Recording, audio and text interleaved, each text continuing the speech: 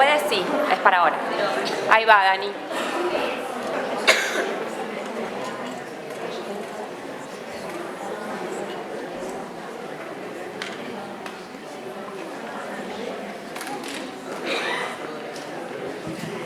Hola, hola. Bueno, buenas tardes. Vamos a dar inicio a la conferencia central del día lunes, que va a estar a cargo de Susana Murillo, a quien ahora en un momento les voy a presentar. El título de la conferencia es El cuerpo de las infancias, de lo normal patológico a la autorresponsabilización. Tenemos una hora en total para este encuentro, entonces no quiero extenderme demasiado en esta primera parte, pero sí me gustaría decir que tanto esta conferencia como la de mañana, a la mañana, que va a estar a cargo de Laura Kiel, para arrancar el segundo día del Congreso, mañana a las 9, estas conferencias son espacios transversales a los 4 ejes del Congreso. Estos 4 ejes que son la incidencia de la época, la pregunta por lo común, el desafío de la enseñanza y la ética. Y bueno, sin muchos rodeos, la conferencia de Laura de mañana se va a meter con un concepto lacaniano, que es el no todo, que hoy sonó por todos lados, en todas las mesas.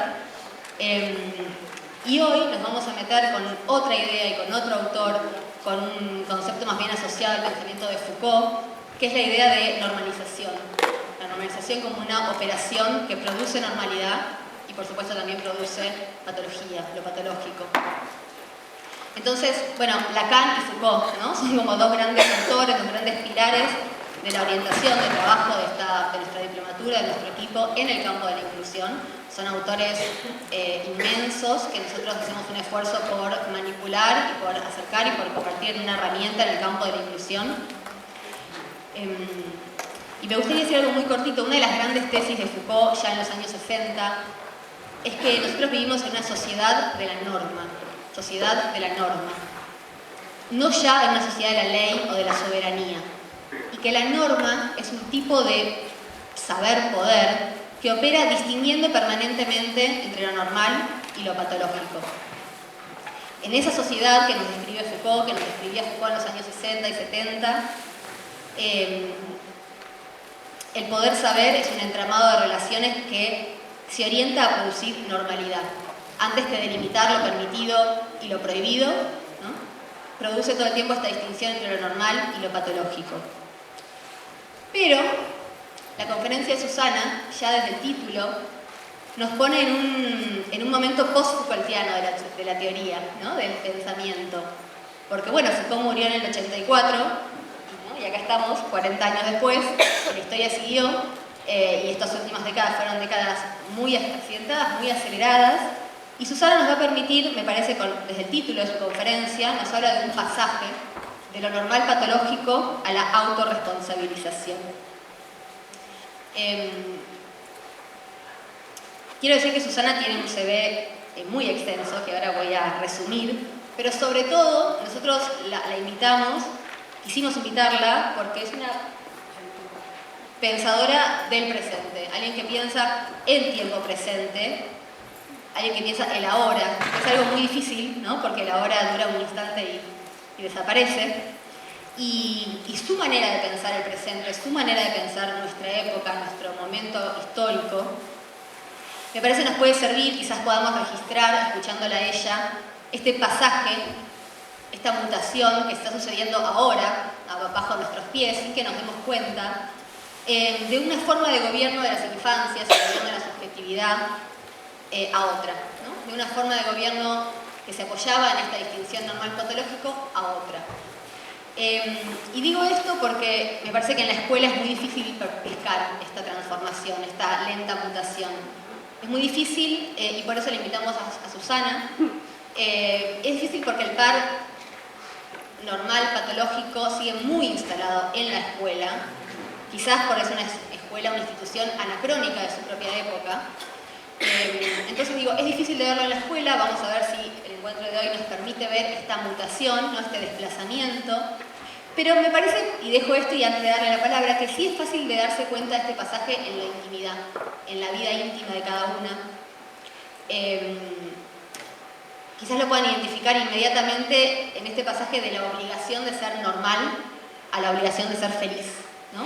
Que ahí hay un desplazamiento del mandato a ser uno más, un buen alumno, un buen trabajador, una buena madre, a ser uno mismo, a ser auténtica, ¿no? A ser la mejor versión de una misma. Ahí hay un desplazamiento.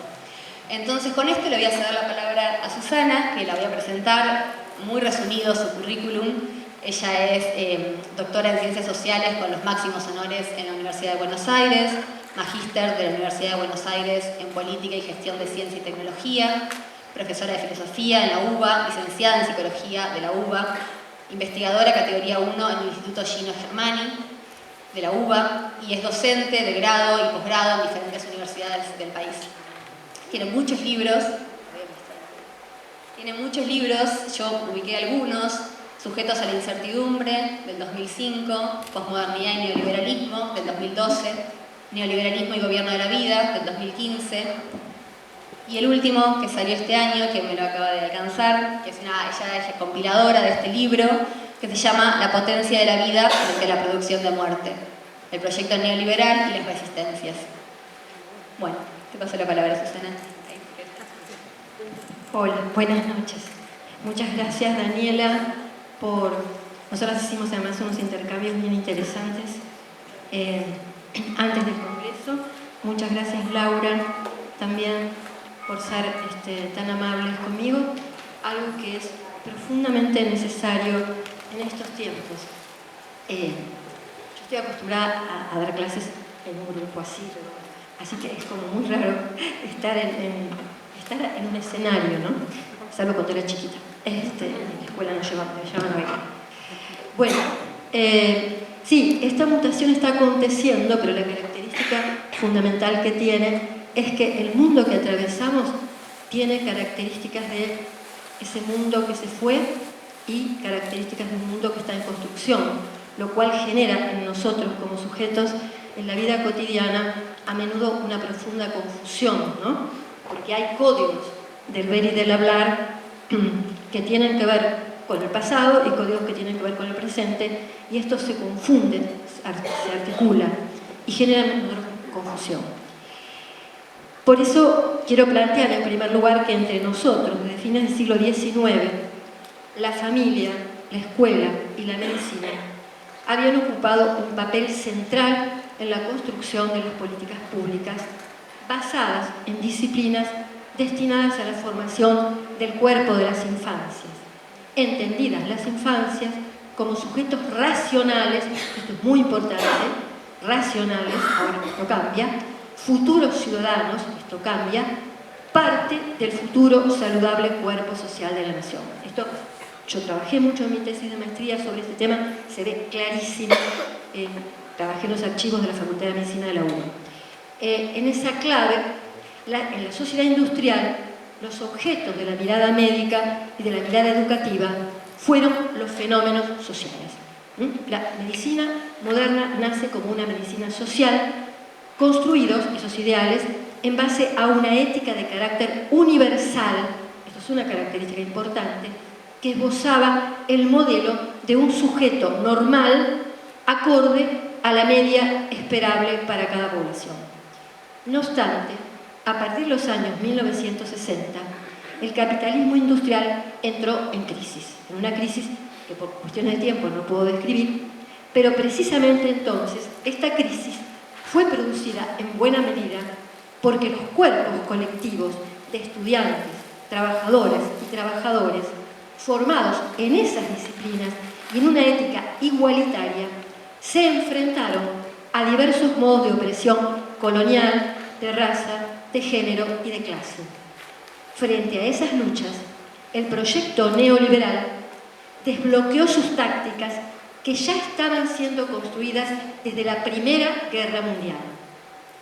La estrategia básica desde entonces hasta ahora tiende a gestar lo que hoy se llama una gobernanza mundial por parte de las más poderosas corporaciones multinacionales, cuyo objetivo es el apoderamiento de lo común. Lo común me refiero a la tierra, a la cultura, al lenguaje, al derecho, a las cosas que pertenecen a una determinada comunidad. Es decir, la gobernanza global intenta apoderarse de lo común de una manera particular. Para esto se articulan diversos modos de violencia sobre las poblaciones, por un lado, con estrategias destinadas a conocer e intervenir sobre los sujetos en un proceso constante de innovación tecnológica, sobre el cual deberíamos hablar largo y tendido, pero que acá voy a reducir diciendo que esa constante innovación tecnológica produce de modo creciente una población excedentaria, que los últimos documentos de la Comisión Trilateral, de ahora que recién salió, que son semisecretos, dicen que esa población excedentaria está destinada a desaparecer. Es terrible leer los documentos. Primero, entonces, una población excedentaria y, por otro lado, una enorme flexibilidad en el mundo del trabajo. También se habla ahora de flexibilidad ambiental, lo cual es también muy preocupante. En esa clave, la pobreza y la desigualdad se multiplicaron acompañadas por lo que llamo una cultura del malestar, que está centrada en la competencia y la eliminación de derechos sociales, en la que la generación del sufrimiento psíquico, sostengo como hipótesis, es una estrategia calculada por el proyecto civilizatorio neoliberal a fin de gestar el gobierno a distancia de los sujetos. En ese panorama de creciente precarización de la vida, el cuerpo de las infancias es el blanco fundamental, pero en una estrategia diversa a la construida durante la sociedad industrial. A partir de la primera organización internacional neoliberal, que se celebró en París en 1938, conocida como el coloquio Lippmann. Lippmann es uno de los inventores de la propaganda. El objetivo ha sido realizar una revolución cultural, y esto es fundamental.